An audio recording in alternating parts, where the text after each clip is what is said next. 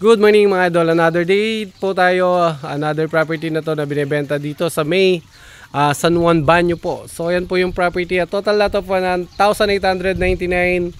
Meron po siyang isang bahay. Yan po, bali itong bahay na ito is ready for extension ng second floor. So bali halos po lahat ng halaman na nakapasok dito sa property is mga grafted fruits. Meron tayong bayabas, guyabano, Chico, Sampalok.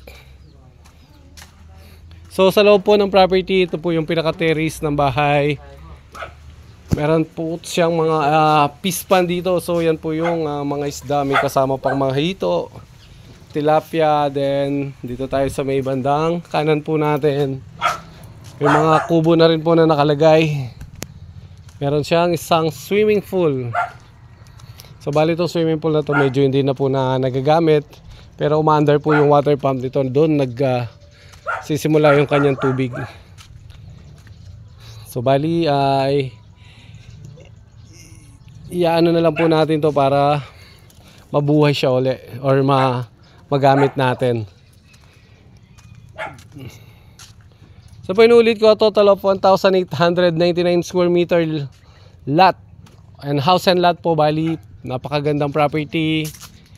So yan po, napakaraming halaman. May mga suha from Davao. Davao suha po yan.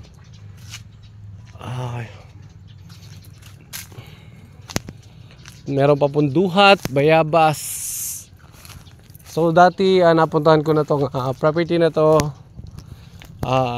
Bali itong mga duhat na to is napakalaki po ng bunga.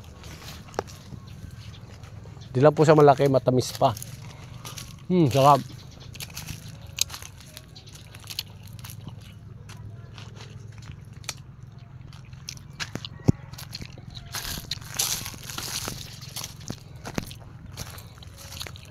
Dito tayo sa bandang kanan, yun, laki na suha oh.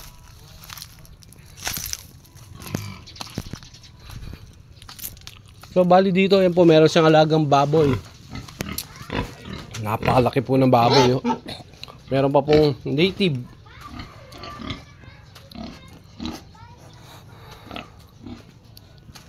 So yan po yung gana ng property, nakabakod siya ng yero. Yan po yung mga native na baboy niyan, lalaki. Meron siyang 5 baboy sa loob.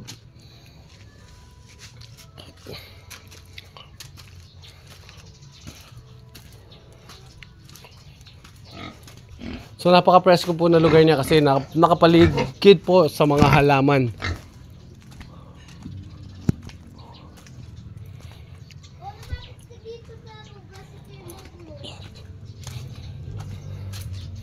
So yun mga idol, inulit ko po, a total of 1,899 square meter dito sa San Juan Banyo, Rayat, Pampanga.